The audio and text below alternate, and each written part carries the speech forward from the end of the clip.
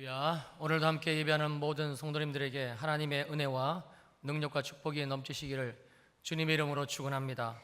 우리가 사는 대한민국은 법치국가입니다. 이 말은 대한민국의 모든 시스템은 법에 의해 운영이 되어진다는 뜻입니다. 또한 대한민국 국민이라면 누구나 법 앞에 평등하며 그리고 반드시 법을 준수해야만 하는 의무를 지니게 됩니다. 대한민국의 최고 권력자인 대통령이라도 예외가 될 수 없습니다. 왜냐하면 대한민국은 법치국가이기 때문에 그렇습니다. 만약 여러분 중에 어떤 분이 그 법을 잘 알지 못해서 그만 법을 어겼다고 한번 가정을 해 보십시다. 그러면 누구나 당연히 그 억울함을 호소할 것입니다.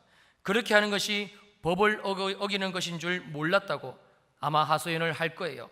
그러나 어쩔 수 없습니다. 법을 몰라서 못 지키는 것은 있을 수 없습니다. 왜냐하면 대한민국은 법치국가이기 때문에 그렇습니다. 억울하지만 그분은 100% 법의 제재를 받을 수밖에 없습니다.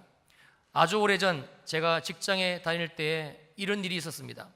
하루는 일산에 회사 일로 출장을 가게 되었는데 그곳은 주차 공간이 따로 없고 도로 한쪽 편에 차들을 주정차게끔 되어 있더라고요.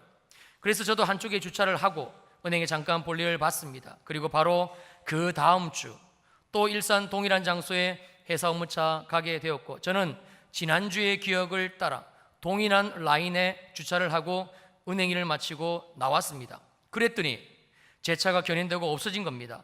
불과 10여 분 동안에 벌어진 일이라 너무 황당해서 물어봤더니 그곳은 일주일 단위로 주정차 가능 장소가 한 주는 왼쪽, 한 주는 오른쪽 이 번갈아가면서 바뀐다는 거예요. 제가 알 리가 있습니까?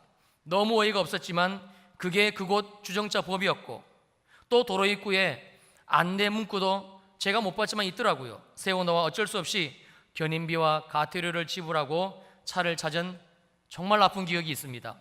아마 운전을 하시는 분들이라면 한두 번 정도는 저처럼 어처구니 없는 주정차 위반이나 또는 속도 위반으로 범칙금을 내신 분들이 있으실 겁니다. 피 같은 돈이라 정말 아깝지만 어쩔 수 없습니다. 내야만 합니다. 혹시 안 내신 분 계시면 오늘 설교 듣고 다음 주에 꼭 내십시오. 왜냐하면 대한민국은 법치국가이기 때문에 그렇습니다. 그렇다면 대한민국 법은 이처럼 우리들에게 불편함만을 주는가? 아닙니다. 여러분, 대한민국은 생각보다 많은 사회복지 혜택이 법으로 제정되어져 있습니다. 출산지원금, 미숙아지원금, 노인복지지원금. 여러분, 심지어 장례를 치르고 해당 주민센터에 사망신고를 하면 나라에서 위로금까지 줍니다. 저희 집 아이는 두 아들 모두 다 미숙아로 태어났습니다. 그러나 다행히 정부에서 보조해주는 미숙아 지원금으로 그 비싼 병원비를 잘 감당할 수 있었지요. 법의 혜택을 톡톡히 받은 셈입니다. 아마 몰랐다면 그 혜택을 누리지 못했을 겁니다. 그런데 안타까운 사실은 대한민국에 사는 국민이면서도 아직까지 이 사회복지 혜택을 알지 못해서 그래서 누리지 못하시는 분들이 여러분 생각보다 굉장히 많습니다. 그러나 분명한 사실은 모르면 못 받습니다. 아무리 좋은 법을 만들어 놓아도 모르는 그 사람에게는 어떤 혜택도 돌아가지를 않습니다. 이 이유 또한 대한민국이 법치국가이기 때문에 그렇습니다. 그러므로 대한민국의 모든 행정 시스템은 철저하게 법에 의해서 운영이 되어지며 대한민국 국민이라면 누구를 막론하고 반드시 대한민국이 제정한 법을 잘 알고 그리고 그 법을 준수하며 살아가야만 합니다. 이것이 이 땅 대한민국의 통치 원리입니다. 오늘 우리는 대한민국이라는 이 땅의 통치 원리를 보면서 하나님 나라의 통치 원리 역시 알 수 있어야 합니다. 이것이 오늘 본문 말씀을 통해서 우리들에게 들려주시는 하나님의 메시지입니다. 우리가 사는 이 땅 대한민국의 통치 원리가 문서화된 법이라면 하나님 나라의 통치 원리 역시 똑같습니다. 문서화된 법, 즉 하나님의 말씀, 성경입니다. 대한민국 국민이라면 누구나 할 것 없이 반드시 알아야 되고 그리고 지켜야만 되는 것이 명문화된 법이듯이 하나님 나라의 백성인 예수 믿고 구원받은 저와 여러분들 역시 말씀으로 주신 이 하나님의 법을 정확하게 알아야만 되며 또한 지켜야만 합니다. 왜냐하면 이것이 하나님이 하나님 나라를 다스리시는 유일한 방법이기 때문에 그렇습니다. 만약에 우리가 하나님 나라의 법, 즉 하나님의 말씀을 몰라서 못 지켜요. 그러면 어떻게 되는가? 성경은 아주 강력하게 우리들에게 이렇게 경고를 해주고 있습니다. 호세아서 4장 6절입니다. 내 백성이 지식이 없으므로 망하는도다. 우리가 하나님 나라의 법, 하나님의 말씀을 모르면, 그래서 말씀에 대한 지식이 없으면 결과는 무조건 망합니다. 우리가 대한민국의 법을 모르면, 그래서 법을 어기게 되면 억울하지만 범칙금을 내면 괜찮습니다. 사회복지 관련 법을 몰라 정부 지원제도를 모르면 정부의 혜택을 받지는 못하지만, 그래서 뭔가 꼭 받아야 될 것을 못 받은 것 같아 허전은 하시겠지만, 그러나 살아갈 수는 있습니다. 그러나 하나님 나라의 법, 말씀은 전혀 다릅니다. 우리가 하나님의 말씀에 대한 지식이 없으면, 그래서 하나님의 말씀을 지키며 순종하며 살지 못하면 성경은 아주 단호하게 그 결과를 우리들에게 알려주고 있는데 망한다는 겁니다. 살면서 조금 불편한 게 아닙니다. 하나님의 말씀을 몰라 하나님이 주신 은혜의 혜택들을 누리지 못해 약간 섭섭한 정도가 아닙니다. 여기 호세아서에서 망한다라고 언급하고 있는 단어의 의미는 역사의 주관자가 되시는 전능하신 하나님에 의해서 완전히 멸망당한다는 뜻이며, 이 동사는 구약 성경 곳곳에서 하나님이 세상을 심판하실 때 사용되어진 단어와 동일한 단어입니다. 창세기 19장 24절 25절입니다. 여호와께서 하늘 곧 여호와께로부터 유황과 불을 소돔과 고모라에 비같이 내리사 그 성들과 온들과 성에 거주하는 모든 백성과 땅에 난 것을 다 엎어 멸하셨더라. 여러분, 이 창세기에 우리가 잘 아는 이 사건에 주님이 사용하고 계시는 멸하셨더라, 이 단어와 너희가 하나님의 지식이 없어 망한다는 이 망한다는 단어는 동일한 단어입니다. 하나님이 그 옛날 소돔과 고모라를 유황과 불로 멸하셨듯이 하나님 나라의 법, 하나님의 말씀을 몰라 지식이 없는 이 땅 위에 우리들을 보시면서 하시는 말씀 역시 멸망, 즉 망한다는 것입니다. 그러므로 예수 믿고 구원받아 하나님의 백성이 된 우리들은 반드시 하나님 나라의 법인 하나님의 말씀을 알아야만 합니다. 지식으로 알아야 순종하여 지킬 수가 있고, 하나님의 말씀을 순종하고 지켜야 저주를 피하고 복을 받을 수가 있는 것입니다. 오늘은 바로 우리 인생의 유일한 기준, 즉 하나님 나라의 법이 되는 이 하나님의 말씀 중에서 가장 중요한 죄에 대한 부분을 함께 살펴보며 은혜를 받으려고 합니다. 오늘 본문 레위기 14장 10절입니다. 여덟째 날에 그는 흠없는 어린 순양 2마리와 1년 된 흠없는 어린 암양 1마리와 또 고운 가루 10분의 3 에바에 기름 섞은 소재물과 기름 한 록을 취할 것이요. 지금 하나님은 누군가에게 흠없는 어린 순양 2마리와 1년 된 흠없는 어린 암양 1마리, 그리고 고운 가루 10분의 3 에바, 이 가루의 양입니다, 기름을 섞은 소재물, 마지막으로 기름 한 록, 즉시 기름의 양입니다. 이것을 준비시키고 계십니다. 왜 그러신 것인가? 12절과 13절입니다. 어린 순양 1마리를 가져다가 기름 한 록과 아울러 속건제로 들이대 여호와 앞에 흔들어 요제를 삼고 그 어린 순양은 거룩한 장소, 곧 속죄제와 번제물 잡는 곳에서 잡을 것이며, 속건제물은 속죄제물과 마찬가지로 제사장에게 돌릴지니 이는 지극히 거룩한 것이니라. 하나님이 누군가에게 준비시킨 것은 다름 아닌 제물이었습니다. 하나님은 지금 준비하게 하신 제물, 즉 어린 순양과 기름 한 록으로 속건제를 드릴 것을 말씀하고 있습니다. 그러면 여기에 언급하고 있는 이 속건제는 어떤 내용의 제사인가? 레위기 5장 14절 이하를 보시면 이 속건제에 대해서 이렇게 말씀하고 있습니다. 첫째, 여호와 하나님의 성물에 대해 부지 중에 범죄한 경우 속건제를 드렸어요. 둘째, 여호와 하나님의 계명 중 하나라도 부지 중에 범한 경우에 그 죄를 속함받기 위해서 드렸던 제사가 속건제입니다. 그러므로 하나님이 지금 제물을 준비시킨 그 누군가는 100% 확실히 하나님 앞에 범죄한 죄인입니다. 그리고 이 사람이 죄인이라는 또 증거가 있습니다. 오늘 본문 레위기 14장 19절과 20절입니다. 또 제사장은 속죄제를 드려 그 부정함으로 말미암아 정결함을 받을 자를 위하여 속죄하고 그 후에 번제물을 잡을 것이요, 제사장은 그 번제와 소제를 제단에 드려 그를 위하여 속죄할 것이며, 그리하면 그가 정결 하리라.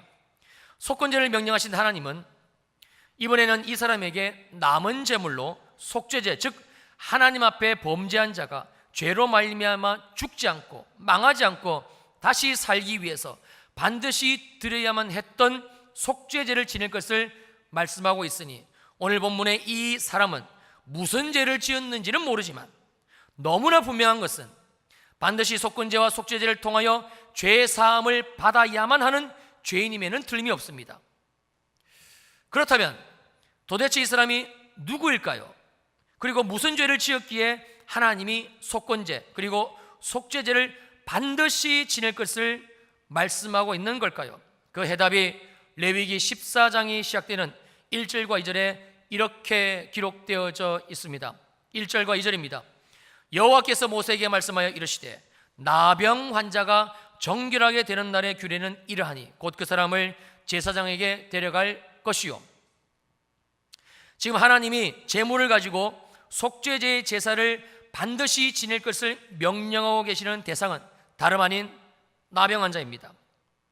은혜와 사랑에 충만하신 하나님은 그 당시 그 누구도 고칠 수 없는 이 나병 환자를 깨끗하게 고쳐주셨습니다. 주님이 이 나병 환자를 고쳐주시지 않으셨다면 굳이 레위기서 말씀에서 나병 환자가 정결하게 되는 날의 규례를 주님이 말씀하실 이유가 없지요.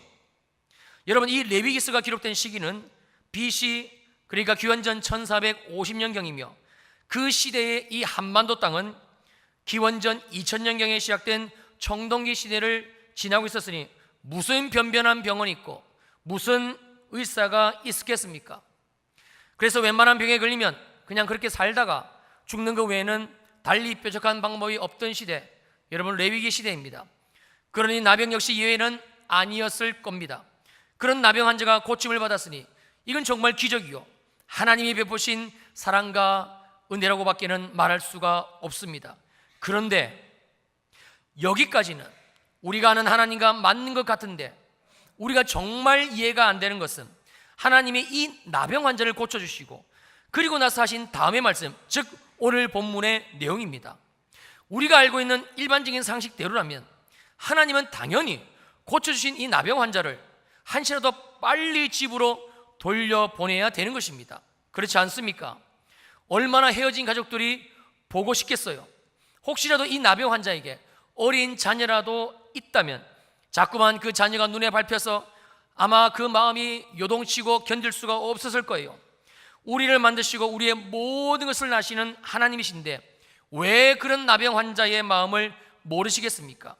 그런데 하나님은 그렇게 하시지를 않으셨습니다. 내가 너의 나병은 고쳐 주었지만 그러나 너는 반드시 집으로 가기 전에 속죄의 제사를 내게 드리고 제사함을 받고 그리고 가야만 돼. 이것이 오늘 본문에서 말씀하고 있는 하나님이 의도하시는 내용의 요약입니다. 그러나 우리는 하나님이 우리의 상식으로는 도저히 이해가 안 되는 이 말씀을 하신 이유를 19절에서 어렵지 않게 찾을 수가 있습니다. 레위기 14장 19절입니다. 또 제사장은 속죄제를 드려 그 부정함으로 말미암아 정결함을 받을 자를 위하여 속죄하고 그 후에 번제물을 잡을 것이요. 하나님은 지금 나병으로부터 고침을 받은 바로 이 사람을 그 부정함으로 말미암아 정결함을 받을 자, 즉 죄인으로 보고 계신다는 사실입니다. 우리가 가진 상식은 나병에 걸린 일은 불행한 일, 나병에 걸린 일은 불쌍한 일, 그래서 도움을 받아야 되는 상황입니다. 그런데 하나님은 이 일을 전혀 다르게 해석하고 계시니 죄로 규명하고 있다는 말씀입니다. 여러분, 이것이 하나님의 말씀입니다. 우리가 오늘 말씀을 통해서 오직 유일하게 죄라고 규정하고 있는 그 기준은 하나님의 말씀이심을 분명히 알아야 됩니다. 왜냐하면 우리가 이 죄를 죄라고 규정하시는 유일하신 하나님의 말씀을 모르면 우리는 망할 수밖에 없기 때문입니다. 여러분, 죄의 기준은 세상법이 아닙니다. 우리가 아는 상식도 아닙니다. 우리가 살아가는 풍습, 사회적인 문화 아닙니다. 죄의 기준은 오직 하나님의 말씀입니다. 아무리 세상법에서, 아무리 세상 사람들이 나병에 걸린 이 환자를 죄인으로 취급하지 않고 오히려 불쌍히 여기고 돌봐줘야 되는 사람이라 해도, 그래서 고침받은 이 나병 환자를 한시라도 빨리 집으로 돌려보내야만 된다라고 이야기를 해도 하나님이 아니야, 죄인이라고 말씀하시면 그는 죄인입니다. 그 죄를 속죄의 제사를 통해 사함을 받지 않으면 안 된다라고 말씀하시면 아무리 세상 사람들이 된다라고 해도 여러분, 그것은 절대 불가항력입니다. 왜냐하면 하나님이 나병 환자를 죄인이라고 말씀하고 계시기 때문입니다. 절대적인 불변의 진리가 있으니 그것은 하나님의 말씀이요, 그러므로 하나님이 죄라 말씀하신 것은 이후이하를 막론하고, 어떤 이후이하를 막론하고 무조건 죄입니다. 우리가 반드시 알아야 될 것은 바로 이것인데, 그것은 바로 죄의 기준은 철저하게 하나님의 말씀, 즉 성경 66권이라는 사실입니다. 그래서 오늘 저의 설교의 목표는 다른 데 있지 않습니다. 여러분 모두를 죄인으로 만드는 것, 이게 오늘 저의 설교의 목표입니다. 하나님의 말씀에 분명히 죄라고 알려주고 있음에도 우리가 게으르고 나태해서 말씀을 읽지 않고, 그래서 말씀을 듣지 않고, 그래서 죄가 죄인지 모릅니다. 그리고 더 심각한 것은 지금 내가 품고 있는 마음이나 행동이 하나님 보시기에 분명히 죄인데 우리가 알지 못해서, 그래서 깨닫지 못해서 계속적으로 죄 가운데 빠져 있다는 사실입니다. 그러나 성도님들, 충격적인 사실은 우리 안에 있는, 우리의 삶에 있는, 우리의 마음과 있는 죄에 대한 하나님의 말씀의 결론입니다. 로마서 6장 23절은 죄의 삭선 사망이라고 말씀하고 계시고, 고린도전서 15장 56절은 사망이 쏘는 것은 죄라고 말씀하고 계시고, 야고보서 1장 15절은 욕심이 잉태하여 죄를 낳고 죄가 장성해서 반드시 사망에 이른다라고 결론 짓고 있습니다. 우리가 하나님의 말씀에서 규정하고 있는 죄를 알지 못하고 깨닫지 못해서, 그래서 계속적으로 죄 가운데 머물러 있다면 우리 인생의 결과는 불을 보듯 뻔합니다. 무조건하고 사망입니다.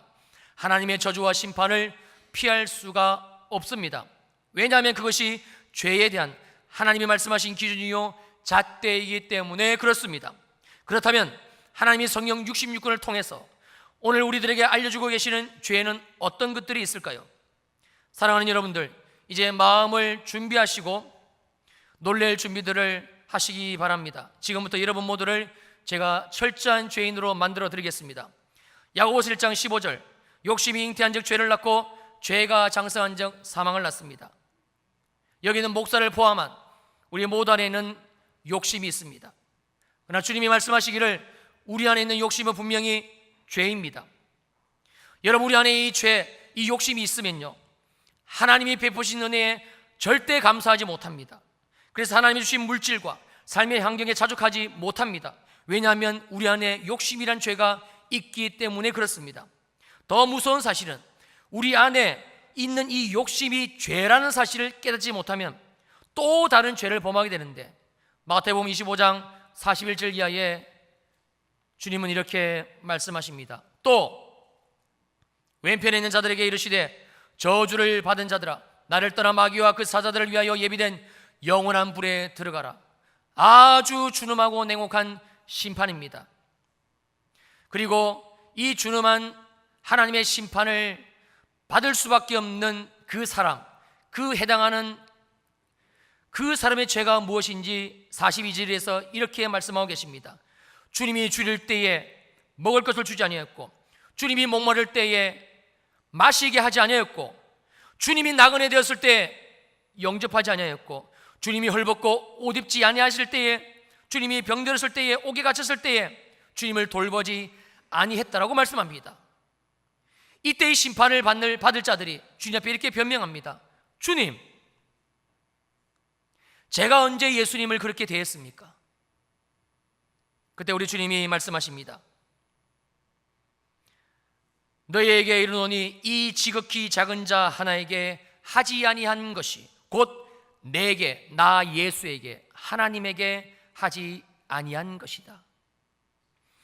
우리들에게 욕심 있는 한 절대 주위에 있는 이웃들에게 관심을 둘 수 없습니다. 내 취미와 내 만족과 그리고 가족들을 위해서는 아낌없이 돈을 지출하지만 아프리카에서 돈 1,000원이 없어 굶어 죽어가고 있는 아이들과 사람들을 도와달라는 주님의 음성은 우리는 듣지는 않습니다.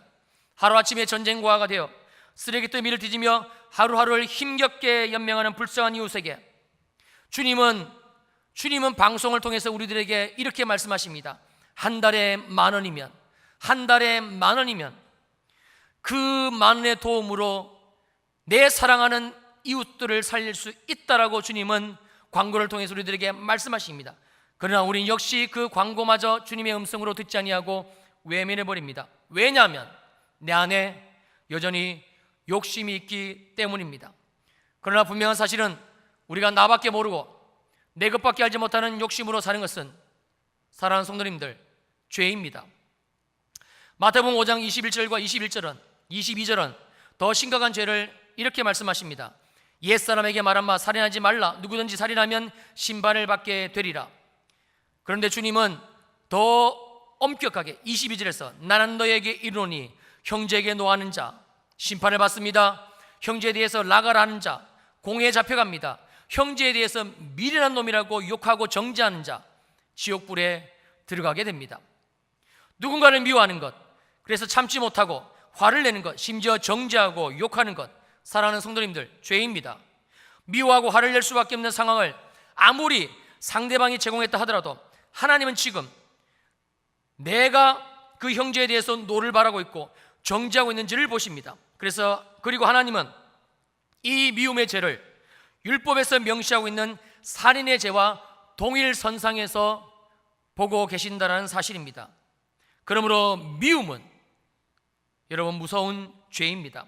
하나님은 갈라디아서 5장 19절에서 이 미움과 연관된 죄들, 즉 원수 맺는 것, 분쟁하는 것, 시기하는 것, 분내고 화내는 것, 이러한 것들을 열거하시면서 이 모든 것들이 너무나도 분명한 육체의 일, 즉 죄임을 말씀해 주고 있으시며, 이 죄들을 우리가 계속적으로 우리의 삶에서 행하게 될 때에 갈라디아서 5장 21절은 이렇게 경고합니다.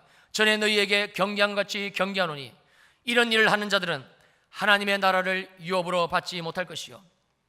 그리고 마태복음 5장에서는 계속해서 우리의 또 다른 심각한 죄에 대해서 이렇게 말씀하십니다. 마태복음 5장 27절과 28절입니다. 또 간음하지 말라 했다는 것을 너희가 들었으나 나는 너희에게 이르노니 음욕을 품고 여자를 보는 자마다 이미 마음에 간음하였느니라. 우리가 살고 있는 이 대한민국은요, 성적인 타락이 이미 극에 달해 있습니다. 2015년 2월 26일 여러분 기억하십니까? 대한민국의 간통법이 폐지된 날입니다. 매년 이슈가 되고 동성애 합법화가 대한민국에 아주 정상적으로 거론되고 있습니다. 그리고 날이 갈수록 인터넷을 통해서 심해져가는 음란물이, 대한민국의 이 음란이, 성적인 타락이 이미 극에 달하는 피할 수 없는 증거입니다. 문제는요, 우리 자녀들까지 이 보급화된 스마트폰의 영향으로 아무 제재 없이 19금 음란 영상, 19금 음란 만화, 이 웹툰 등을 마음껏 볼 수 있다는 사실입니다. 그래서 어느 사회인가 이 음란이라는 문제는 우리 사회에서는 더 이상 심각한 이슈가 되지를 않게 되어버렸습니다. 여러분 방송을 한번 보십시오. 공중파 방송을 한번 보십시오. 연예인들이 공중파 방송에 나와서 자신이 야동을 보고 있다고 자연스럽게 얘기를 꺼내도 어느 한 사람은 부끄러워하지 않는, 어느 한 사람은 그 일에 대해서 개탄하지 않는 나라가 대한민국입니다. 심지어 교회를 다니면서 교회 집사고 직분을 받았으면서도 아내 외에 다른 여자를 두지 말라는 주님의 계명을 어깁니다. 아내 외에 다른 여자, 떳떳하게 아내 외에 다른 여자를 애인으로 두고 있으면서도 마음의 가책이 없는 나라 대한민국입니다. 바로 우리가 살고 있는 이 땅 대한민국의 현 주소입니다. 그러나 분명한 사실은 하나님이 말씀하시기를 우리가 음욕을 품고 다른 여자를 보는 것 자체만으로 이미 간음의 죄가 있다고 말씀하시며, 그리고 그 죄에 대해서 우리가 어떠해야 되는지 굉장히 심각하게 주님은 마태복음 5장 29절에서 말씀하십니다. 만일 내 오른 눈이 실족하게 하거든, 만일 너의 눈이 음란하게 하거든, 음란의 영상을 보거든, 음란한 마음으로 여자를 보거든, 어떻게 하라고 말씀하고 계십니까? 빼어 내버리라. 내 백체 중 하나가 없어지고 온몸이 지옥에 던져지지 않는 것이 유익하니라. 이외에도 하나님이 우리들에게 이것은 분명히 죄라고 말씀하신 내용은 여러분 많습니다. 왜냐하면 우리의 삶 자체가 예수 그리스도를 만나기 이전 죄 가운데 있었기 때문에 그렇습니다. 하나님보다 여러분 더 사랑하는 것이 있으십니까? 성경은 분명히 이것을 죄라고 말씀하십니다. 여러분이 하나님보다 더 사랑하는 것이 돈이 되었건 사람이 되었건 취미가 되었건 아니면 어떤 환경이 되었건 그것은 중요하지 않습니다. 여러분들이 지금 하나님보다, 하나님의 말씀보다, 하나님 앞에 예배하는 것보다, 하나님 앞에 기도하는 것보다, 주님의 몸된 교회를 숨기는 것보다, 섬기는 것보다, 위하는 것보다 여러분이 더 사랑하는 것이 있으시다면 죄입니다. 목사님, 제가 하나님보다 더 사랑하고 있는지 아닌지 어떻게 알 수 있습니까? 쉽습니다. 여러분들이 예배하고 기도하고 말씀 읽고 주님의 몸된 교회를 위하여 헌신하고 충성하는 것보다 여러분이 시간을 더 사용하는 곳이 있다면 그것은 하나님보다 더 사랑하는 대상입니다. 여러분이 주님을 위한 것보다 더 많은 돈과 신용카드를 긁고 계신다면 여러분 그 대상은 하나님보다 여러분이 더 사랑하는 대상입니다. 그리고 하나님은 말씀하시기를 하나님보다 더 사랑하는 대상이 있는 것은 분명히 죄라고 말씀하고 계시며 너희가 하나님과 세상을 절대 겸하여 섬길 수 없다고 아주 못 박아 말씀하고 있습니다. 그리고 하나님이 오늘 우리들에게 끝도 없고 한도 없는 우리 삶에 있는 이 죄들을 말씀하신 이유는 너무나 분명합니다. 사도행전 3장 19절 여러분 저하고 함께 읽습니다.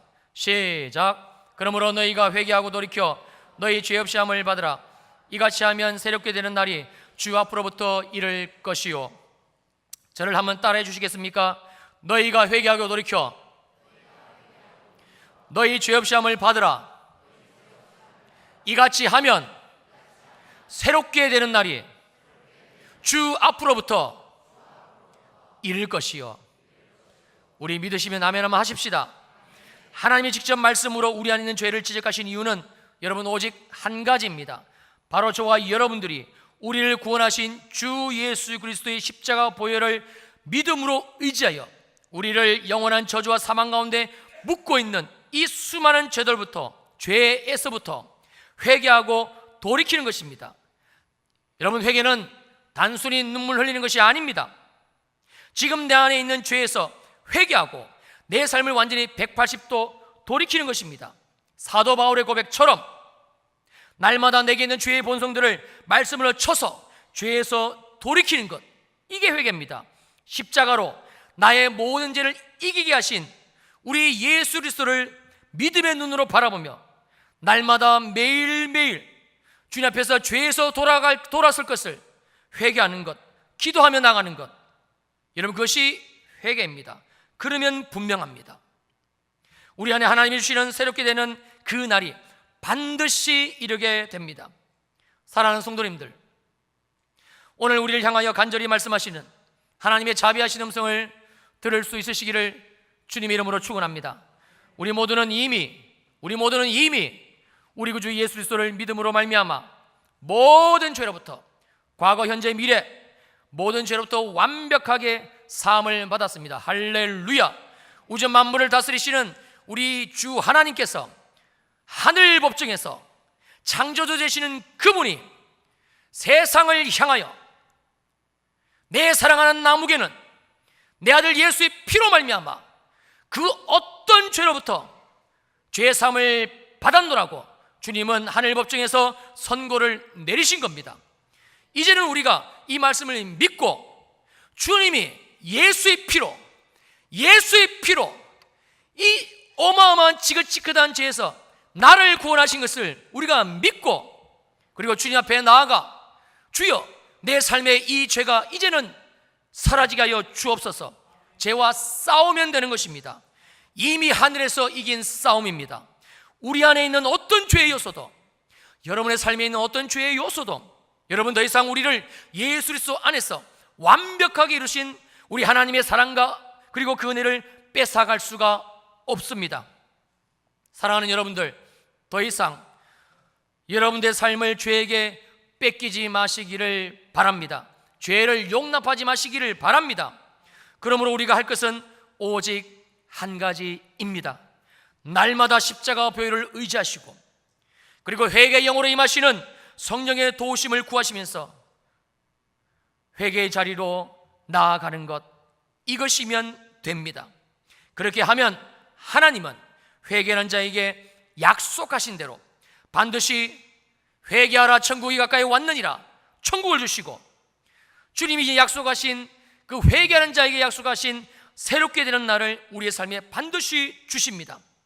하나님이 평촌 일회 교회에 약속하신 회개의 성령을 충만히 기름 부음 받으시고 날마다 여러분의 삶의 현장에서, 그리고 여러분들이 이 교회에 나와 예배하며 기도하실 때마다 날마다 여러분의 삶에서 그 회개함으로 말미암아 주시는 기쁨들이, 회개함으로 말미암아 주시는 그 즐거움들이, 회개함으로 말미암아 주시는 하나님이 주시는 주 예수 그리스도 안에서의 행복이 여러분의 삶에 펼쳐지게 되시기를 주님의 이름으로 축원합니다.